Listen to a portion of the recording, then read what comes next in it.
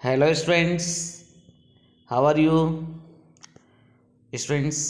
आज की video lecture में हम आपके लिए टॉपिक लेके आ रहे हैं कार्बनिक यौगिकों का नामकरण। बच्चों, कार्बनिक यौगिक बहुत सारे हैं, अब उनका नामकरण करना बहुत ज़रूरी हो गया। अलग अलग यौगिकों के अलग अलग नाम थे, अलग अलग जगह पर अलग अलग नाम दिए गए। इसके लिए अलग अलग सिस्टम अपनाए गए नामकरण करने के, जिससे उनको एक प्रॉपर नाम से जाना जाए। तो स्टूडेंट्स, नामकरण में 3 पद्धतियों को विकसित किया गया। कार्बनिक यौगिकों का नामकरण 3 पद्धतियों के द्वारा किया जाता है। इन तीनों पद्धतियों के सभी नाम सुने। पहली पद्धति का जो नाम है वो है रूढ़ पद्धति या साधारण नाम पद्धति। रूढ़ पद्धति या साधारण नाम पद्धति। दूसरा है बच्चों व्युत्पन्न पद्धति, डिराइव्ड सिस्टम। व्युत्पन्न पद्धति। और तीसरी सबसे प्रमुख IUPAC पद्धति। ये 3 पद्धति है जिसमें हम किसी भी कार्बनिक यौगिकों का नामकरण अलग अलग तरीके से करते हैं। बच्चों, सबसे पुरानी अगर पद्धति देखें तो वो रूढ़ पद्धति है, और सबसे लेटेस्ट पद्धति देखें तो वो IUPAC पद्धति है।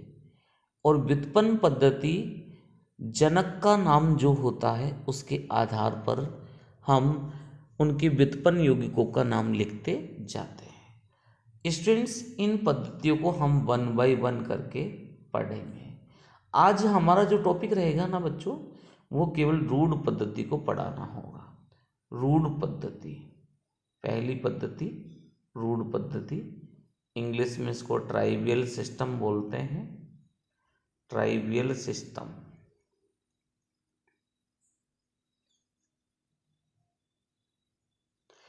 स्टूडेंट्स, इस पद्धति को हम क्या कह रहे हैं? सबसे पुरानी पद्धति है। सबसे पुरानी यानी प्राचीन पद्धति है।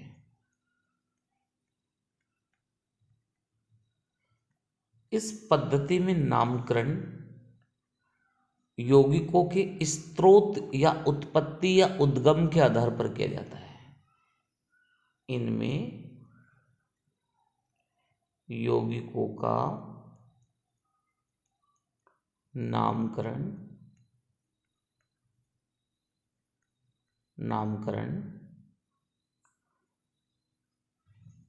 उनकी उत्पत्ति या स्रोत के आधार पर किया जाता है। उनकी उत्पत्ति या स्रोत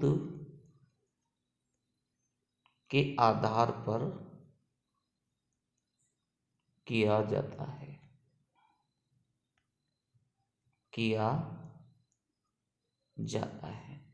अब बच्चों, ऐसे बहुत सारे यौगिक हैं जिनको किसी न किसी यौगिक से प्राप्त किया गया है, किसी न किसी सोर्स से प्राप्त किया गया है। तो मैं आपको एक टेबल बना रहा हूँ। उस टेबल में आने वाले कुछ केमिकल हैं, उनको आप याद करें और उनके स्रोत की आप नॉलेज लें। तो मैं कुछ सूत्र लिखूंगा, उनके रूढ़ नाम लिखूंगा और उनके स्रोत लिख रहा हूँ। ये मैं 3 कॉलम में मैं आपको इनकी फुल इन्फॉर्मेशन दे रहा हूँ। तो बच्चों, एक एक करके मैं आपको फॉर्मूले बताता जा रहा हूँ और उन फॉर्मूलों के बेस पे आपको इनको समझना होगा। देखिए बच्चों, जैसे मैंने कहा फर्स्ट CH3OH, एक फॉर्मूला ये लिया। अब इसका जो ट्राइवियल नेम है वो क्या है? Cast spirit. कास्ट लकड़ी को बोलते हैं, कास्ट स्प्रीट या या बोलते हैं इसको मैथिल स्प्रीट, मैथिल स्प्रीट। अब बच्चों इसका सोर्स क्या था, इसको कहाँ से प्राप्त किया गया? लकड़ी के भंजक आसवन द्वारा, लकड़ी के भंजक आसवन द्वारा इसको प्राप्त किया गया है। तो ऐसे बच्चों बहुत सारे यौगिक हैं जिनकी स्टडी हम 1 बाय 1 आपके सामने लेके आ रहे हैं। तो अब सेकंड नंबर का केमिकल देखिए आप। दूसरा लेते हैं हम NH2CONH2। ये नाम आपने कहीं न कहीं सुना है, लैब में पहली बार बनाया था, जिसका ट्राइबल नेम यूरिया था। और इसको कहाँ से? मूत्र से प्राप्त किया गया है, यूरिन, मूत्र से प्राप्त। ऐसे ही थर्ड नंबर पे हम लेते हैं बच्चों CH4। इसका जो नाम होता है मार्स गैस होता है, मार्स गैस। इसको हमने दलदली वनों से प्राप्त किया है, दलदली वनों से। ऐसे ही नेक्स्ट बच्चों फोर्थ नंबर पे हम लेते हैं CH3COOH। इसका रूट नाम विनेगर होता है बच्चों, विनेगर। और इसको ऑब्टेन किया है हमने, प्राप्त किया है एसीटम से। ये एसीटम से प्राप्त है, एसीटम से। ऐसे बच्चों 5वें नंबर पे हम लेके आ रहे हैं ऑक्जेलिक अम्ल। नाम सुना होगा आपने, ऑक्जेलिक अम्ल या ऑक्सेलिक अम्ल, दोनों नाम होते हैं। और ये एक ऑक्सेलस पादप होता है, उससे प्राप्त किया गया, ऑक्सेलिस पादप, टमाटर होता है उससे, ऑक्सेलिस पादप से, टमाटर से प्राप्त किया है, ऑक्सेलिस प्लांट से हमने इसको प्राप्त किया है। 6 नंबर पे हम लेते हैं बच्चों HCOOH, जिसका नाम फॉर्मिक अम्ल होता है, फॉर्मिक अम्ल होता है, जिसको हमने फॉर्मिकस या फॉर्मिका लाल चींटी से प्राप्त किया है। फॉर्मिका केमिकल किस में होता है? लाल चींटी में। तो लाल चींटी से प्राप्त किया है। 7वें नंबर पे हम लेते हैं लैक्टिक अम्ल। ये लैक्टिक अम्ल का फॉर्मूला है, किसी भी फॉर्मूले को रटने की जरूरत नहीं है, ये मैं आपको सिखाऊंगा बेटाओ। ये फॉर्मूले बनते कैसे हैं इनके बारे में मैं आपको बताऊंगा। CH3CHOH इसका नाम लैक्टिक अम्ल है। ये दूध में मिलने वाले लैक्टोज से प्राप्त हुआ है, लैक्टोज से, लैक्टोज से। और ये कहाँ रहता है लैक्टोज? दूध में। स्टूडेंट नेक्स्ट एग्जाम्पल देखिए 8वां नंबर का। अगला एग्जाम्पल है मेलिक अम्ल का। ये इसका सूत्र होता है मेलिक अम्ल, ये इसका रूट नाम है। और ये हमको एप्पल से प्राप्त हुआ है, सेब से प्राप्त हुआ है। इसका सोर्स क्या है? सेब है। 9वें नंबर पे हम लेते हैं बच्चों ब्यूटायरिक अम्ल, 4 कार्बन वाला। ये ब्यूटायरिक अम्ल है, 4 कार्बन वाला ब्यूटायरिक अम्ल। CH3CH2CH2COOH ये फॉर्मूला है इसका। और ये हमको दही से मिला है, दही से, बटर से। 10वें नंबर पे है कैप्रोइक अम्ल, कैप्रोइक अम्ल, कैप्रोइक अम्ल।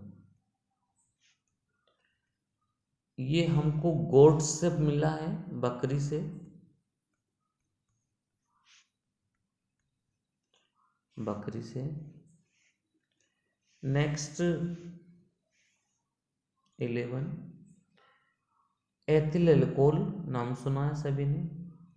ये धान या अन्य एल्कोहल, इसका रूढ़ नाम है, धान या अन्य एल्कोहल। और ये हमको बार्ले यानी कि जौ से प्राप्त हुआ है, जौ से प्राप्त हुआ है, जो अनाज की कैटेगरी में आते हैं। तो बच्चों ऐसे हम बहुत सारे यौगिक है जिनको अलग अलग सोर्स से प्राप्त करने के आधार पर उनका रूढ़ नाम देते हैं। तो स्टूडेंट्स ये मैंने 11 आपको टोटल रूढ़ नाम बताए हैं। इनको आपको ऐसे कैसे ही नोट करना है, यही टेबल बनाना है कार्बनिक यौगिकों के नामकरण की। ये पहली पद्धति है, रूढ़ पद्धति। अब बच्चों इस पद्धति में क्या होता है, बहुत सारे ऐसे नाम आते हैं जो मुख्यतया प्रयुक्त होते हैं 3 नाम से, जो मुख्यतया पूर्व लग्न के रूप में यूज होते हैं। एक होता है नॉर्मल, ये सबने नाम सुना है। दूसरा होता है आइसो, और तीसरा होता है नियो। ये शब्द सबने सुने हैं, नॉर्मल, आइसो, नियो। नॉर्मल इसको स्मॉल n से बताते हैं, आइसो को ISO से बताते हैं, नियो को NEO से बताते हैं। इसका उपयोग तब करते हैं जब कोई ब्रांच नहीं हो, कोई शाखा नहीं हो, यानी कि सीधी श्रृंखला युक्त हाइड्रोकार्बन, उसके लिए नॉर्मल यूज करेंगे, नॉर्मल। और आइसो कब यूज करेंगे, जब किसी सीधी श्रृंखला के सेकंड लास्ट यानी कि दूसरे कार्बन पर, जब सीधी श्रृंखला के दूसरे कार्बन पर, जब सीधी श्रृंखला के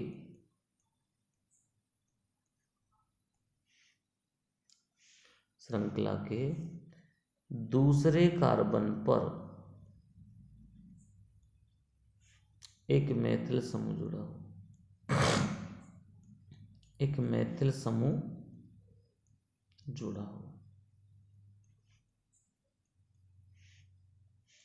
ऐसे बच्चों नियो का उपयोग कब करना है, जब सीधी श्रृंखला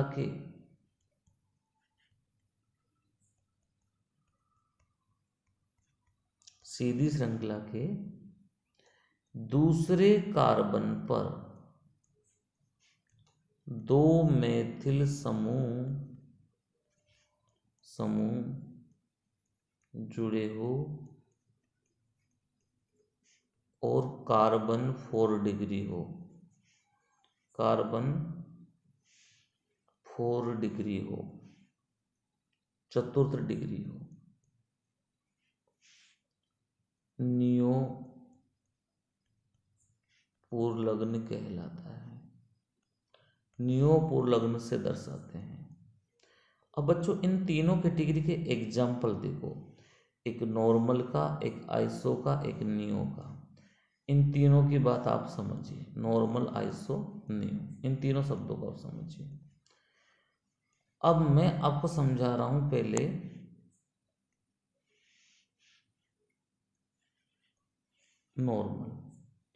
नॉर्मल के एग्जाम्पल कैसे होंगे। सबसे पहले तो आपको नॉर्मल डाल देना है, उसकी परिभाषा लिख लेनी है। हम नॉर्मल के एग्जाम्पल, जैसे मैंने कहा सीधी श्रृंखला, ये 4 कार्बन की सीधी श्रृंखला है, तो अब इसका नाम क्या होगा, नॉर्मल ब्यूटिल। जैसे मैं आपसे कहूं कि इसका नाम बताइए, सीधी श्रृंखला है, 5 कार्बन है, नाम क्या होगा, नॉर्मल पेंटिल, 5 कार्बन वाली। तो ये सब एग्जाम्पल क्या हो जाएंगे, नॉर्मल के बनेंगे बेटा। नॉर्मल के अलावा जैसे आइसो की बात करें आपसे, सेकंड आइसो, सबसे ज़्यादा कॉमन यूज होते हैं आइसो, इनके नाम अच्छे पूछे जाते हैं। जैसे आइसो का सबसे कन्फ्यूजन क्वेश्चन ये होता है एक अब इसको ऐसे भी लिख सकते हो आप, तो इसका नाम है दोनों का ही आइसोप्रोपिल। इसमें बड़ा कन्फ्यूजन होता है बच्चों को, इसको सबसे ज़्यादा ध्यान रखना है बच्चों। सेकंड देखिए आप, दूसरे कार्बन पर CH3 आ रहा है, देखो आप, ये सेकंड लास्ट कार्बन पर एक CH3 है, नाम इसका आइसोब्यूटिल, आइसोब्यूटिल। ऐसे आइसो की पहचान हम कर सकते हैं। तीसरी कैटेगरी बच्चों हम ले रहे हैं नियो के एग्जाम्पल, नियो के उदाहरण। अब देखो बेटा, नियो में मैंने कहा कार्बन 4 डिग्री होना चाहिए और सेकंड लास्ट कार्बन से 2 CH3 जुड़े होने चाहिए। ये 4 डिग्री कार्बन है, और क्योंकि 4 डिग्री इसलिए क्योंकि 4 कार्बनिक समूह से जुड़ा हुआ है। अब इस कार्बन की डिग्री 1 डिग्री, ये कार्बन 1 डिग्री, ये कार्बन 1 डिग्री, ये कार्बन 1 डिग्री, क्योंकि ये केवल एक कार्बनिक समूह से जुड़ा हुआ है, तो इसका नाम है नियोपेंटेन, क्योंकि 5 कार्बन है, नियोपेंटेन। आगे समझिए बच्चों। अब देखिए, अब मैं आपसे कहूं कि इसका नाम बताइए,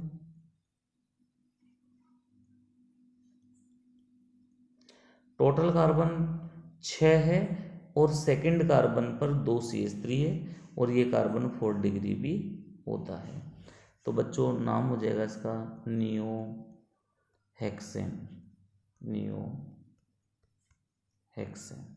आगे बात सभी को समझ में, तो ये नॉर्मल आइसो नियो की टर्म सभी को समझ में आनी चाहिए। अब मैं आपको डिग्री के बारे में समझा देता हूँ बेटा। डिग्री कार्बन व हाइड्रोजन की, कार्बन व हाइड्रोजन की डिग्री को एक ही एग्जाम्पल से समझिए बच्चों। जैसे मैंने ये एग्जाम्पल लिया, CH3 C CH3 CH2 CH3 CH2 CH CH3 CH3। इस एग्जाम्पल में हम सभी टाइप की डिग्री यहाँ पर यूज कर सकते हैं, सभी टाइप की डिग्री हम यहाँ पर बेटा यूज करेंगे। कैसे यूज करेंगे देखिए आप,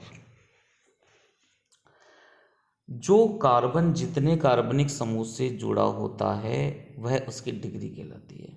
जैसे ये मैथिल समूह है, ये केवल एक ही कार्बनिक समूह से जुड़ा हुआ है, 1 डिग्री। इस कार्बन को देखिए, ये 4 बंध बना रहा है अलग अलग तरीके से, तो डिग्री कितनी हो जाएगी इसकी 4 डिग्री। इस कार्बन की देखो, ये इस साइड से भी अटैच है, इस साइड से भी अटैच है, तो ये 2 डिग्री वाला हो गया। ये कार्बन 1 डिग्री वाला हो जाएगा, और देखो ये कार्बन 1 डिग्री वाला हो गया। इस कार्बन को क्या बताओगे आप, 2 डिग्री वाला। ये कार्बन 3 डिग्री, ये 1 डिग्री, ये 1 डिग्री। तो हम कार्बन की डिग्री को हम आसानी से बता सकते हैं। और देखिए, 1 डिग्री कार्बन से जुड़ने वाले हाइड्रोजन, 1 डिग्री कार्बन से जुड़ने वाले हाइड्रोजन 1 डिग्री हाइड्रोजन कहलाते हैं, 1 डिग्री हाइड्रोजन कहलाते हैं।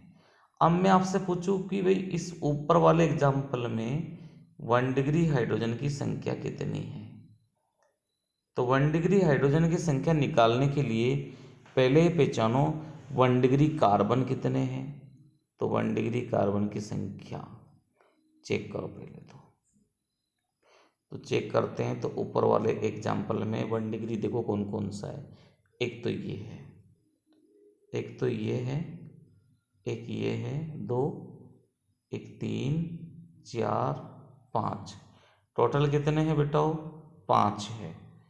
अगर ये 5 है तो 1 डिग्री कार्बन की संख्या हो गई बराबर 5। और एक 1 डिग्री कार्बन से 3 हाइड्रोजन जुड़ते हैं तो टोटल 1 डिग्री हाइड्रोजन की संख्या होगी 15। कितनी होगी बेटा? 15। ऐसे ही अगर मैं आपसे कहूं कि 2 डिग्री कार्बन से, मैं आपसे क्या कहूं, 2 डिग्री कार्बन से जुड़ने वाले हाइड्रोजन, 2 डिग्री कार्बन से जुड़ने वाले हाइड्रोजन 2 डिग्री हाइड्रोजन कहलाते हैं। तो कोई बुराई नहीं है, कहलाते हैं। लेकिन अगर आपसे कोई कहे कि इनकी संख्या बताइए, 2 डिग्री हाइड्रोजन की संख्या बताइए, तो 2 डिग्री हाइड्रोजन की संख्या चेक करने के लिए 2 डिग्री कार्बन की संख्या देखो, कार्बन की संख्या देखो। तो बेटा 2 डिग्री कार्बन देखो कौन कौन से, एक तो ये वाला है और एक ये वाला है, 2 ही 2 डिग्री कार्बन है। अब 2 डिग्री कार्बन की संख्या, 2 डिग्री कार्बन की संख्या बराबर हो गई 2, और एक 2 डिग्री कार्बन से 2 हाइड्रोजन जुड़ते हैं तो 2 डिग्री हाइड्रोजन की संख्या कितनी होगी? टोटल 4। आगे बात समझ में? तो ऐसे ही आप समझ गए होंगे कि अगर आपसे कोई पूछे कि 3 डिग्री कार्बन, अगर आपसे कोई पूछे 3 डिग्री हाइड्रोजन की संख्या बताइए, तो 3 डिग्री हाइड्रोजन की संख्या के लिए आपको क्या लिखना पड़ेगा? 3 डिग्री कार्बन की संख्या कितनी है? तो ऊपर वाले एग्जाम्पल में अगर मैं आपसे पूछूं 3 डिग्री कार्बन कितने हैं, देखो आप, तो 3 डिग्री कार्बन एक ही है। कितने हैं? एक। 3 डिग्री कार्बन की संख्या बराबर एक। अब एक से कितने हाइड्रोजन जुड़ते हैं? एक जुड़ता है, तो आंसर क्या चला जाएगा? एक। तो 3 डिग्री कार्बन की संख्या भी एक है और हाइड्रोजन की संख्या भी एक है। ऐसे में आपसे कहूं कि 4 डिग्री हाइड्रोजन की संख्या, अब बच्चों 4 डिग्री हाइड्रोजन की संख्या 0 होती है हमेशा। क्यों? क्योंकि 4 डिग्री कार्बन से कभी भी हाइड्रोजन नहीं जुड़ता है। 4 डिग्री कार्बन से कभी भी हाइड्रोजन नहीं जुड़ता है। जैसा कि आप इस कार्बन को देखिए, आप इस वाले एग्जाम्पल को देखिए तो ऑटोमेटिक आपको पता चल जाएगा ये वाला कार्बन, इससे कोई हाइड्रोजन नहीं जुड़ी हुई है। तो ये 4 डिग्री कार्बन तो होगा लेकिन 4 डिग्री हाइड्रोजन नहीं बनाएगा। ओके बेटा, तो ये आपको समझ में आया होगा। डिग्री भी आपको यहाँ पर समझ में आ गई होगी कि किस तरीके से आप डिग्री को बता सकते हो। तो इस तरीके से आप डिग्री को पहचान सकते हो। अब हम अगली बात करें आपसे, डिग्री के बाद में हम लेते हैं कुछ एल्किल हैलाइडों के साधारण नाम, कुछ यौगिकों के साधारण नाम। तो कार्बनिक यौगिकों के साधारण नाम की चर्चा हम आपसे कर रहे हैं। ऐसे बहुत सारे यौगिकों के साधारण नाम बताएंगे, लेकिन आज हम एक नाम की प्रैक्टिस कर रहे हैं, केवल साधारण नाम। जैसे बच्चों पहला नाम दे रहा हूं मैं एक सूत्र के माध्यम से RX। अब इस RX का साधारण नाम होता है एल्किल हैलाइड, एल्किल हैलाइड। अब इसमें 2 शब्द आ रहे हैं, एक एल्किल आ रहा है, एक हैलाइड आ रहा है। अब बच्चों अब मैं आपसे चर्चा करूं कि यार ये एल्किल होता क्या है। एल्किल देखो, जैसे आप सभी बच्चे जानते हैं आर का मतलब क्या बता रहा हूं मैं आपको, एल्किल। तो आपने इन एल्किल को बनाना छोटी क्लास में सीखा होगा जरूर बेटा हो। जैसे मेथेन होता है, उसका एक हाइड्रोजन निकाल देते हैं तो एक एकल संयोजी मूलक बनता है जिसका नाम होता है मेथिल। तो मेथेन किस में बदल गया बच्चों? मेथिल में बदल गया। तो ऐसे बदलाव आप बहुत सारे देख सकते हैं, जैसे CH3 इसका नाम सभी बच्चे जानते हैं एथेन होता है। अगर आप इसका एक हाइड्रोजन निकाल दो तो बच्चों एथेन से क्या बनेगा? एथिल। एथेन से क्या बनेगा? एथिल। स्टूडेंट्स, ऐसे ही अगर मैं 3 कार्बन वाले की बात करूं तो इसका नाम सभी जानते हैं, प्रोपेन होता है। लेकिन इसमें 2 तरह की डिग्री है, एक ये 1 डिग्री, ये 2 डिग्री, ये 1 डिग्री। तो बच्चों यहाँ 2 तरीके से आप हाइड्रोजन निकाल सकते हैं। एक हाइड्रोजन आप 1 डिग्री से निकालें। अगर आप 1 डिग्री हाइड्रोजन 1 डिग्री कार्बन से हाइड्रोजन निकालते हैं तो बच्चों उस कंडीशन में नाम होगा नॉर्मल प्रोपिल। Normal propyl.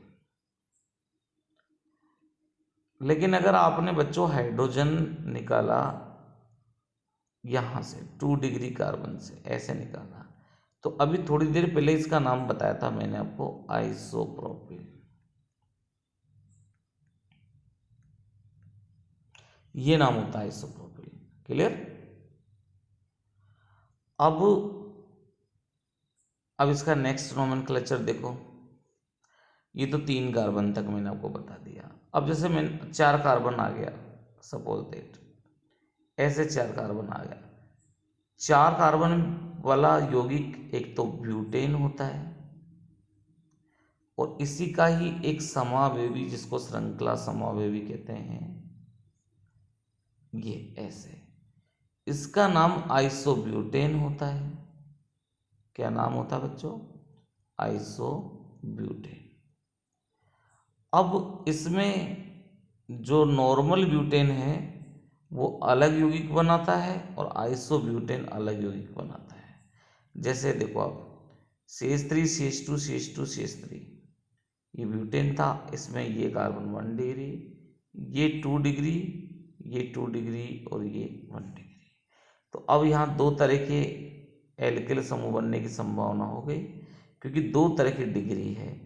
यानी कि हाइड्रोजन आप या तो 1 डिग्री कार्बन से निकालें, ऐसे निकालें तो आप इसको नॉर्मल ब्यूटिल कह देना, नॉर्मल ब्यूटिल कह देना। लेकिन हाइड्रोजन आप 2 डिग्री कार्बन जैसे यहाँ से निकाल दो, 2 डिग्री कार्बन से निकालते हैं तो नाम हो जाएगा द्वितीयक ब्यूटिल। ये नाम हो गया बच्चों द्वितीयक ब्यूटिल। क्लियर? ऐसे द्वितीयक ब्यूटिल बन गया क्योंकि 2 डिग्री कार्बन से निकला है।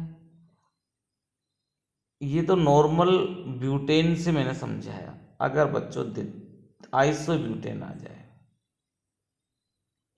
ये है बच्चों आइसोब्यूटेन।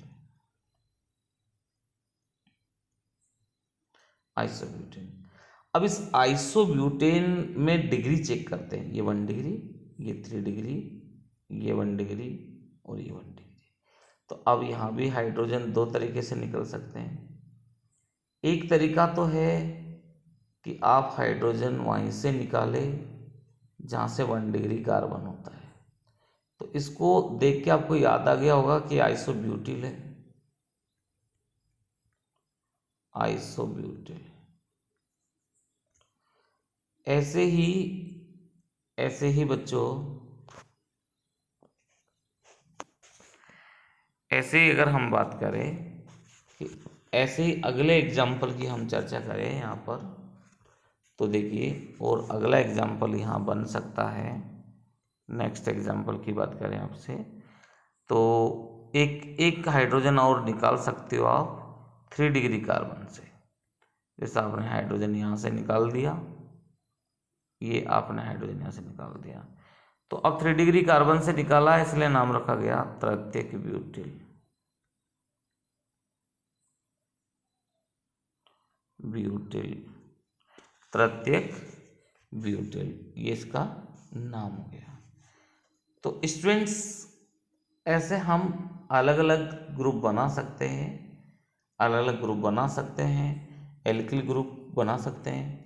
तो इन सभी एग्जाम्पल में अगर देखें हम तो आपको क्या चीज़ कॉमन नज़र आ रही है कि यार आर का मतलब तो एल्किल होता है और एल्किल के बहुत सारे एग्जाम्पल बन सकते हैं। लेकिन स्टूडेंट्स इसमें जो एक्स है ये क्या है? ये हेलोजन होते हैं, हेलाइड। जैसे फ्लोराइड, क्लोराइड, ब्रोमाइड, आयोडाइड। ये डिफरेंट डिफरेंट हमारे पास हैलोजन उपस्थित हो सकते हैं। अब जैसे मैं आपसे चर्चा करूं, मैं एग्जांपल लेके आता हूं आपके लिए, ये वाला CH3Cl, क्या नाम होगा इसका? मैं CH3 को मैथिल बोल रहे थे, Cl को क्लोराइड बोलेंगे, तो नाम हो गया मैथिल क्लोराइड।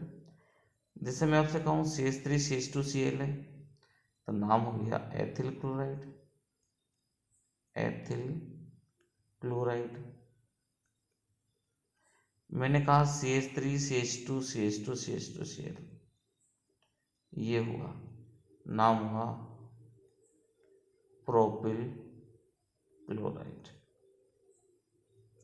ठीक, तो बच्चों इस तरीके से हम प्रैक्टिस करेंगे और ज़्यादा प्रैक्टिस करेंगे और आगे ज़्यादा से ज़्यादा नाम सीखने का प्रयास करेंगे।